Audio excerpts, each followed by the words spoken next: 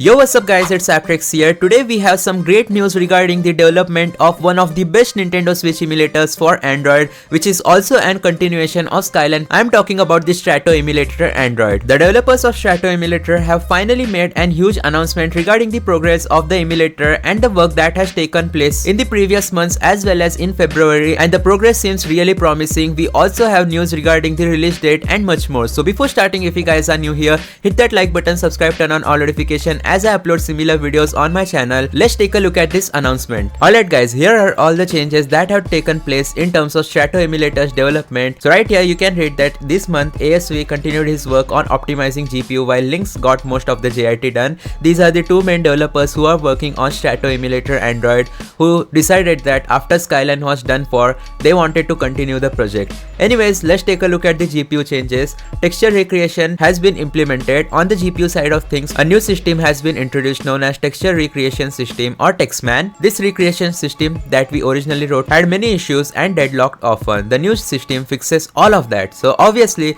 the graphical issues will be no longer a huge problem in terms of Nintendo Switch emulation on STRATO. Vulkan image objects and much more has been improved. Anyways, in terms of GPU channels have been changed to a single command executor instead of having one per channel. This has helped stability massively and fixed all presentation issues which were occurring, and improves performance in certain games due to much less waiting. So obviously the developers' goal is to improve performance as well as graphics quality before releasing the STRATO emulator. Testing of the above is still going on, but we might be able to give you some sneak peeks really soon. Stay tuned for that. So obviously be sure to hit that like button, subscribe, turn on all notifications, as I'll be keeping you guys up to date with all the latest STRATO emulator news.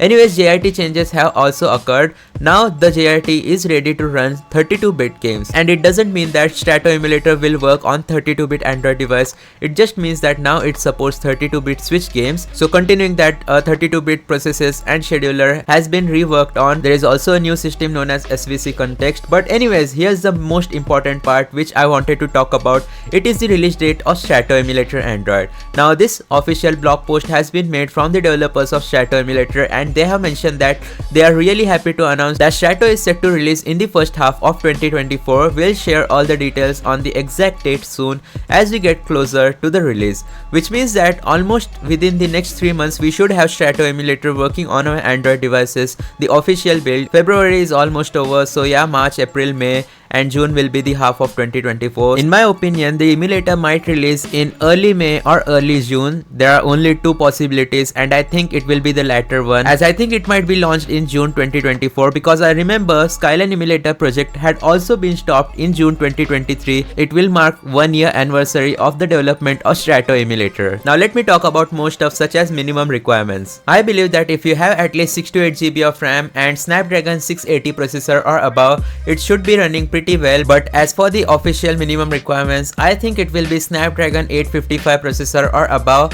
Android 12 or above, or even Android 10 or above. It is a possibility. The developers haven't revealed the minimum requirements. I am giving you guys my honest opinion, as I have been covering emulation as well as emulators since a very long time. I think Snapdragon 680 processor or above is a fair minimum requirement for emulating Switch games at like 10 to 15 FPS. You can easily play games like Pokemon Sword, as I remember in Skyline emulator, with these requirements. So what do you think about this STRATO emulator project? Are you guys excited for it? Let me know in the comment section down below. That's going to be all about the latest announcements made by the STRATO emulator development team. So thanks for watching. I'll see you guys next time. Peace out.